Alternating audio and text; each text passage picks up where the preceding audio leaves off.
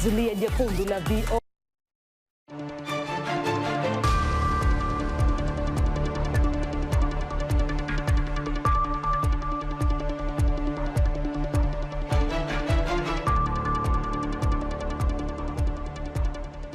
Hello, I'm Esther Githu. It's Friday, March 4th. This is Africa 54.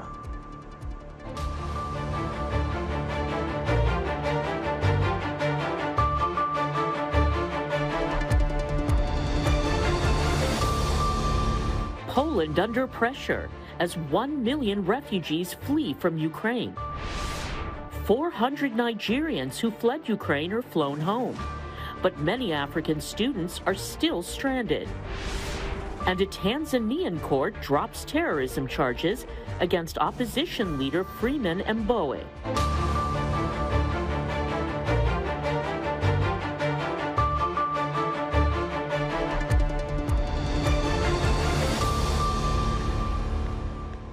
Moscow's attempt to quickly seize the Ukrainian capital, Kyiv, has apparently stalled, but the Russian military is making significant gains in the south in an effort to sever the country's connection to the Black Sea and the Sea of Azov. Meanwhile, NATO foreign ministers held talks in Brussels on Friday to discuss the war as Ukraine pushes its call for Western allies to implement a no-fly zone. United States Secretary of State Antony Blinken was among the NATO ministers in Brussels involved in the discussions. Secretary Blinken reiterated that NATO is a defensive alliance that does not seek out conflict. But he told the media after the meeting that, quote, "If conflict comes to us, we're ready for it and will defend every inch of NATO territory," unquote. Ukrainian President Volodymyr Zelensky has consistently called for a no-fly zone since Moscow's invasion more than a week ago. But NATO allies are resisting a step that could drag them into the war with nuclear-armed Russia. As the devastating bombardment of Ukrainian cities continues, Russian forces seized control of Europe's largest nuclear plant, Zaporizhzhia, near the Ukrainian city of Enerhoda, according to Ukrainian officials. Constant overnight shelling of the nuclear facility sparked a fire in a building in the plant compound of Ukraine's nuclear inspectors. They say there has been no radiation leak at the plant and added that plant personnel are continuing to operate the facility safely. Ukrainian officials say firefighters were able to get the blaze at the facility under control. Enerhoda is a crucial power generating city located nearly 700 kilometers southeast of Kyiv. The facility produces about 25% of Ukraine's power. Refugees escaping the war in Ukraine are continuing to arrive in Poland. Most refugees are crossing into the European Union membership, of which Ukraine aspires to, in eastern Poland, Slovakia, Hungary, and northern Romania. More than half of the refugees from Ukraine, about 380,000 people, have so far fled to Poland, and more are arriving every day. For more on the story, I'm joined live from the border of Ukraine and Poland by Philip Crowther of the Associated Press. Philip, bring us up to speed on the situation at your location. Well, look, this is a humanitarian crisis that obviously is not getting any better, and it's a huge logistical challenge here for the Polish authorities on this side of the border, because it's still chaotic, and that's understandable, of course, on the Ukrainian side. Our contacts on the other side of the border tell us that the wait for people to get across could be up to 23 hours. This is very similar to those treacherous tales that we've heard over the last 8 days of people desperately trying to escape Ukraine and finding themselves in very, very long lines to get out. Now, those who do get out, and they all do eventually, they get a warm welcome here, it must be said, from the Polish authorities, from the Polish people, and a big humanitarian effort. Essentially, here's what happens. They could get into buses here, for example, on the border. They're then taken to Przemyśl, from where I spoke to you yesterday, the closest town, and that is where they can get a warm meal. That's where they can get clothes if they need them. There are diaper donations there as well. And maybe most importantly for them, that is also where further transport is organized for them to other cities around Poland, where those who are fleeing Ukraine right now might have some family members, but also to other countries inside the European Union. I saw yesterday people offering free rides to the likes of Italy and Denmark, for example. Right now, Poland is dealing well with this refugee crisis and has opened its doors to all of these refugees coming out of Ukraine. Now, I should mention that most of those refugees who we see and speak to, well, they are women and children, because the men, remember, any Ukrainian men between the ages of 18 and 60 are simply not allowed to join their family members to leave the country. They are expected to stay put and defend their country if need be. Are there any signs, Philip, that this war could end anytime soon? No, there aren't right now. You know that the Ukrainian and Russian sides do talk occasionally. Those are not peace talks. Those are just attempts to speak to each other and to come to some kind of small-scale solutions, essentially. Humanitarian corridors were agreed upon, but we are not seeing any signs of them being established at this point. Those calls, as you mentioned, for a no-fly zone are going absolutely nowhere. And the bombardments by the Russian forces continue. The Russian attempt to encircle Kiev is ongoing. Hasn't succeeded yet, but it is pretty clear from most military experts, from the Pentagon as well, that that is what Vladimir Putin wants to do right now. At the same time, there are attacks coming from the south as well. Russian forces moving northwards again toward the capital city of Kiev. Yes, they have stalled some of those attacks, and it is true that a lot of Ukrainians are getting together to fight and defend their respective cities, but they will have a very, very difficult fight on their hands. We all know that Russian forces are far stronger than the Ukrainian ones are, though the Ukrainians do have a lot of energy and a lot of national solidarity on their side. Still, when you look at the numbers, when you look at the firepower, the Russian forces are simply much, much stronger, and indications are that there's no end to this war in sight, no end to this invasion in sight until, as Vladimir Putin said only too recently, until there is control over the whole of Ukraine. Philip, thanks. Philip Crowther is a reporter with the Associated Press. He joined us live from Ukraine-Poland border. More than 1 million Ukrainians have fled the country in the first week of Russia's invasion, according to the United Nations. Henry Ridgwell reports from the border between Ukraine and Poland, where most of the refugees are fleeing. Shattered lives, reduced to a suitcase full of clothes and a few cherished mementos, thrown together in the panicked final hours of escape. Ukraine's western city of Lviv has become a major hub for Ukrainians fleeing Russia's mortars and missiles.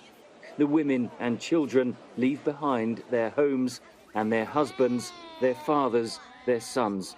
The men must stay behind to fight. After days of exhaustion and terror, the train carries them over the border and into the safety of Poland. The first stop is Przemysl. Here they can change trains to travel across Poland and beyond. This family is hoping to reach Lithuania. We will go on. We will get through it. I hope that everything will end well and that our Ukraine will win. I want to return. I want to go home. Each and every family has a similar story of loss and fear. More than 1 million Ukrainians have now fled the country, according to the United Nations. Most have escaped to Poland. Many of these Ukrainian refugees have friends and family in Poland or elsewhere in Europe where they can stay. But as the war intensifies, the numbers crossing the border increases, so the pressure on Poland intensifies. Not all have a place to stay. Caleb Poitier from Republic of Congo was studying electrical engineering in Odessa. He fled with his Ukrainian girlfriend as the Russian attacks began. For 1 week, we slept at the border on the way to get here. Now we're fine. I can say that in Poland, we've been well received so far. We are here to wait to take the bus to go to the other side of Europe, to other countries, maybe to get to France. Volunteers from dozens of countries have come here to help, offering food, clothes and shelter, and car rides to destinations across Europe. Hundreds of thousands of Ukrainians are also fleeing by car or on foot, dragging their few belongings across the border, a frontier that has become a geopolitical fault line across Europe. Every few minutes there are busloads of Ukrainian refugees being taken from the border here at Medica to reception centres further inside Poland. But it's not one-way traffic. Many Ukrainians are heading back home to fight. VOA spoke to these former soldiers who did not want to show their faces on camera. It's a normal reaction. We will beat Putin and everything will be fine. We will send Russian tanks and armored vehicles straight to hell. Ukrainians are determined to survive, to win this war. But it is inflicting a terrible human cost. Families divided, a country torn apart. Ukraine's children forced to flee their homeland to an unknown future. Henry Ridgewell for VOA News on the Poland-Ukraine border. Amid reports that African citizens fleeing Ukraine are being blocked from crossing borders, the United Nations Refugee Agency says that people should be allowed to seek safety irrespective of their nationality or race. David Doyle has more.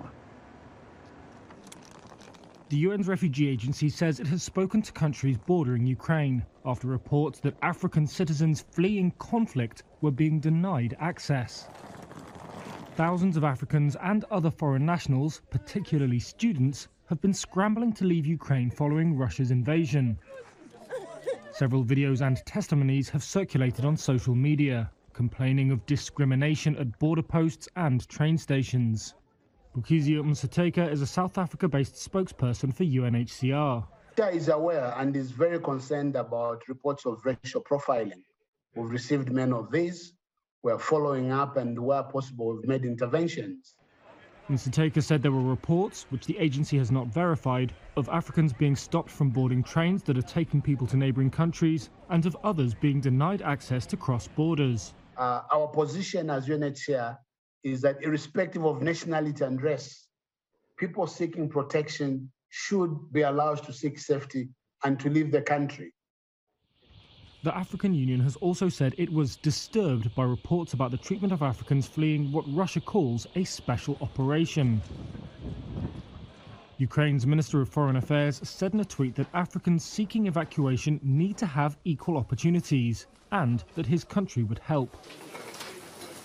The Chancellery of the Prime Minister of Poland said on Twitter that Poland provides shelter to everybody who is fleeing Russian aggression against Ukraine, regardless of their nationality and ethnicity. David Doyle of Reuters filed that report. A first batch of more than 400 Nigerians who fled Ukraine following the Russian invasion were flown home on Friday. The group, most of whom were students, arrived Friday on a chartered flight from Romania's capital, Bucharest, one of the hubs from where African governments are scrambling to extract stranded citizens. Timothy Obiezu has more from Abuja. Around 7 a.m. local time in Abuja Friday, an airplane carrying the first batch of Nigerian evacuees from Ukraine touched down the Nnamdi Azikiwe International Airport from Romania. The evacuees were mostly students numbering around 500. Officials from the National Emergency Management Agency, Foreign Affairs Ministry and Health Ministry were on ground to receive them, and say later today hundreds more are expected to arrive from Poland and Hungary. Some of them had no passports because they left in a hurry. And so we had to create emergency certificates for all of them. So immigration will do its processes this morning, and then we will have them documented.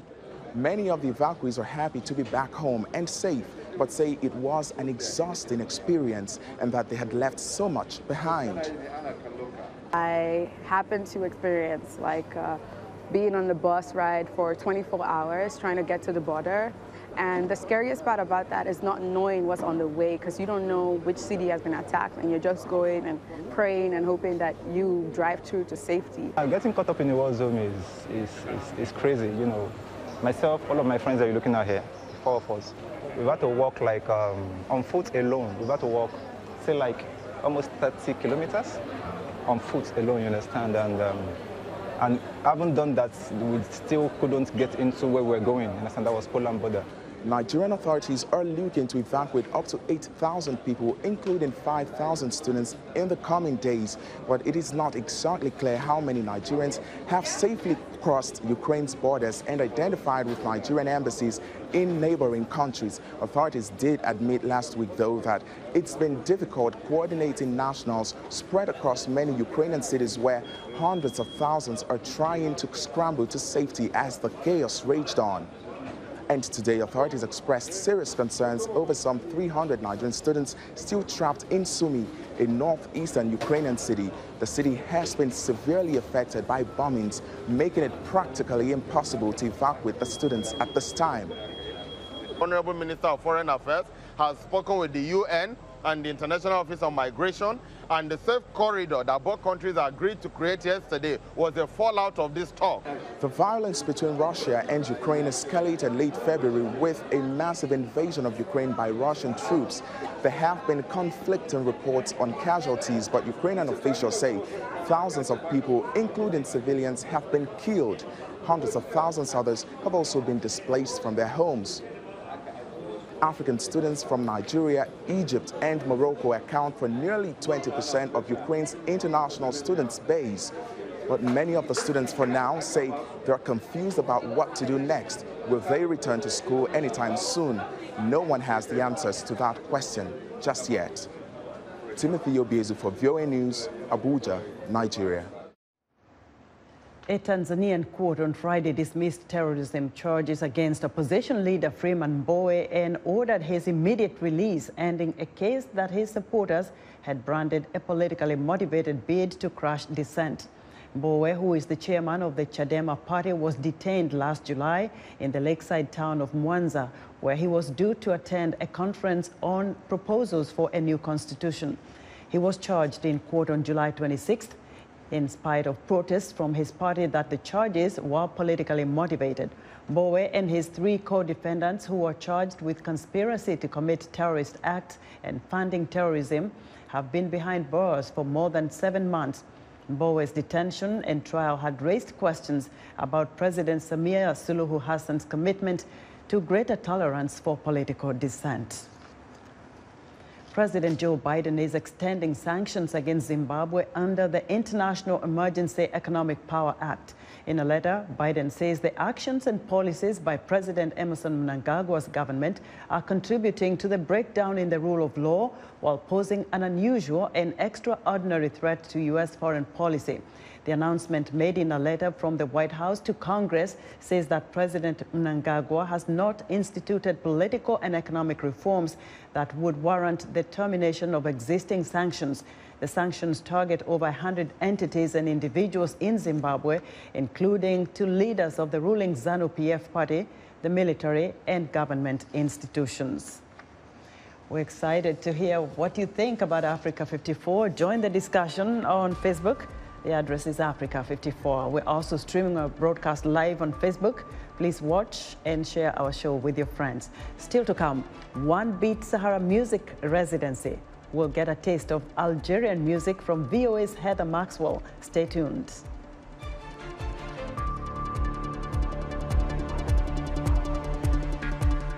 Season 2 of the Basketball Africa League is here. After a historic inaugural season, 12 national champions from across the continent are ready to compete for the 2022 BAL Championship. From March 5th to March 28th, tune in and follow the BAL on Voice of America. 54 countries, 12 teams, 1 continent, but only 1 champion. Game on!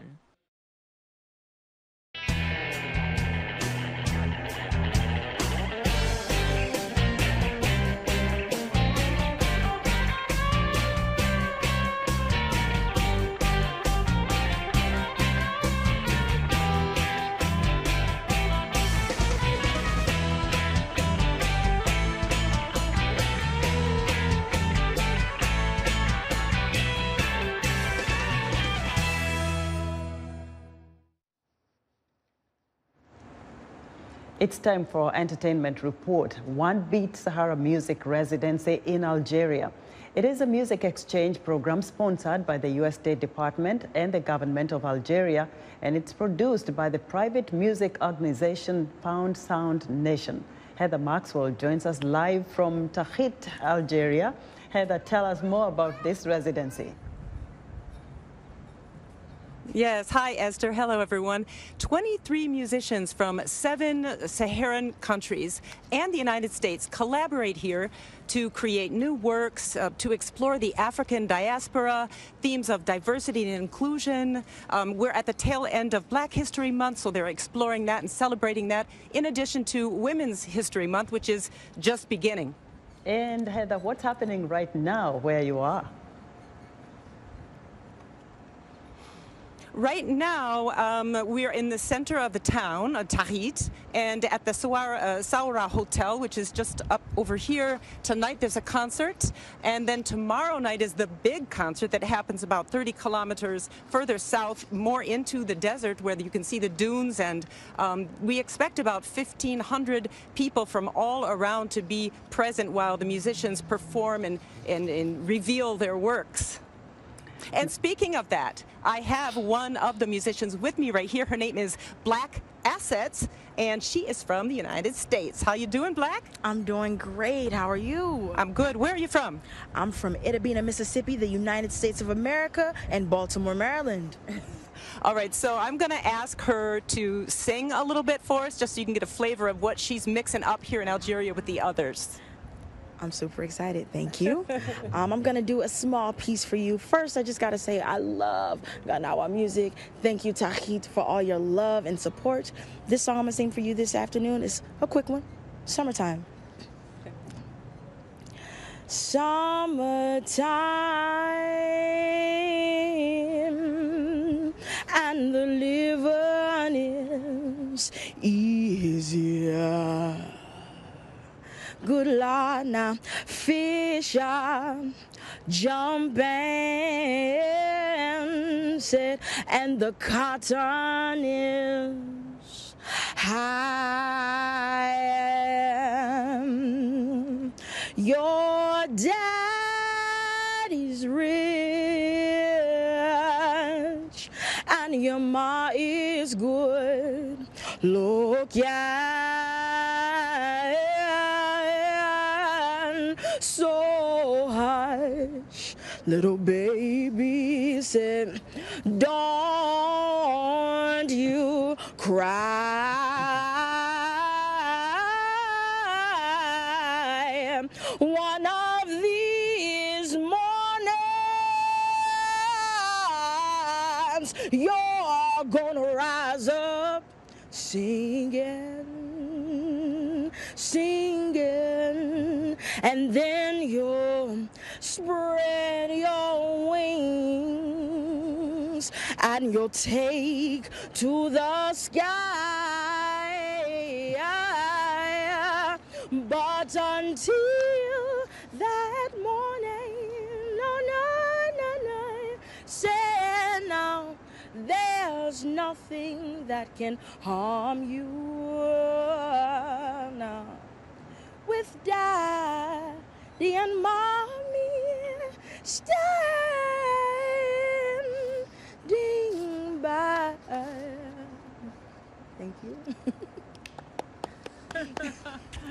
Bravo, that was beautiful. Thank you so much. This is Black Asset from the United States, and we're here in Tahit.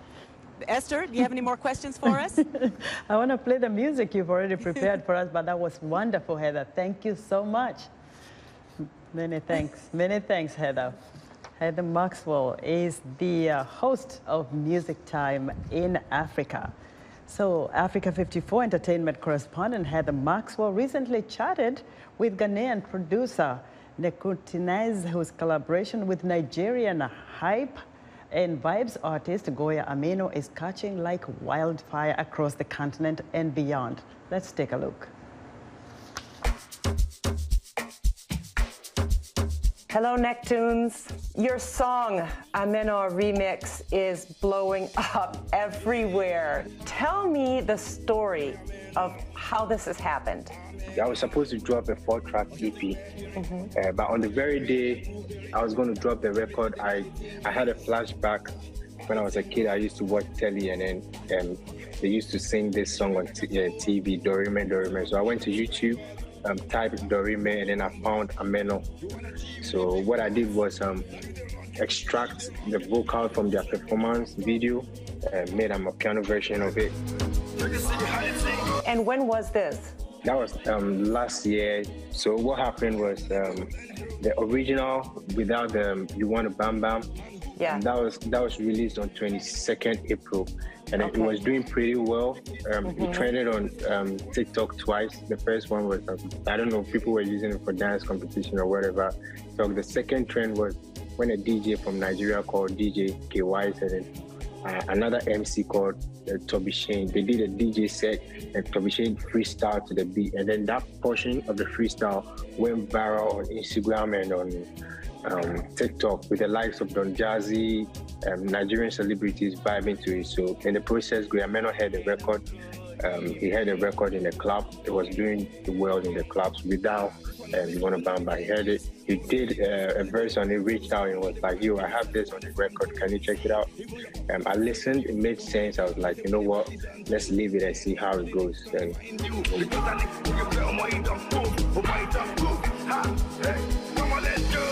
you're Ghanaian, but you do Amapiano. Goya Minor is also Nigerian, and you know it's kind of funny, don't you think? Are people talking about it? Some people think I'm Nigerian. Some people also think I'm South African because of my piano beat. But growing up, I used to listen to a lot of South African music. It was something that I fell in love with growing up. You like being producer. Do you sing or do you rap or do you dance, or you just like to be behind the scenes? I produce, obviously. I do vocals most of the time. I compose. I write. Yeah, I do anything musical. I play instruments.